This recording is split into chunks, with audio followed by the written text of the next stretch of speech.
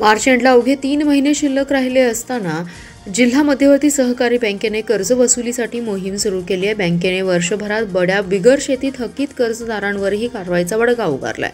थकबाकीदार 9 संस्थांवर कारवाई करत त्यांच्याकडून तब्बल 130 कोटी 47 लाख रुपयांची वसुली केली आहे। जिल्हा मध्यवर्ती बँकेने शेतीसह बिगर शेती कारणांसाठी मोठ्या प्रमाणात कर्ज पुरवठा केला आहे। जिल्ह्यातील तब्बल 80% जास्त शेती कर्ज पुरवठा जिल्हा बँकेच्या माध्यमातून केला जातो। यात अल्प, मध्यम आणि दीर्घ मुदतीच्या कर्जांचा समावेश आहे। यातील पीक कर्ज वाटपात जिल्हा बँकेला दरवर्षी कोट्यावधी रुपयांचा तोटा सहन करावा लागतो। शेतकऱ्यांना सवलतीच्या दरात होणाऱ्या कर्ज पुरवठ्यासह अन्य शेती कर्जाचीही थकबाकी मोठ्या प्रमाणात असते। तरीही जिल्हा बँक दरवर्षी पीक कर्जाचं वाटप मोठ्या प्रमाणात करून शेतकऱ्यांना दिलासा देण्याचं काम करत आहे।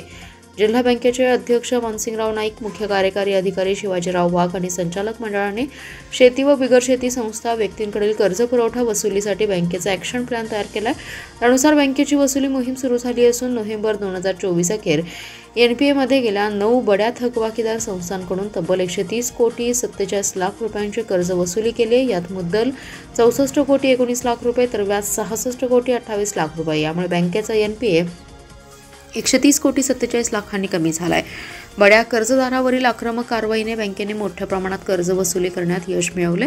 बँकेने बिगर शेती थकबाकीदारांकडील वसुलीसाठी करण्यासाठी कायदेशीर मार्गाने कारवाई केली आहे। गेल्या 2 वर्षात या संस्थांकडून NPA तब्बल 184 कोटी रुपयांनी कमी करण्यात बँकेला यश आले।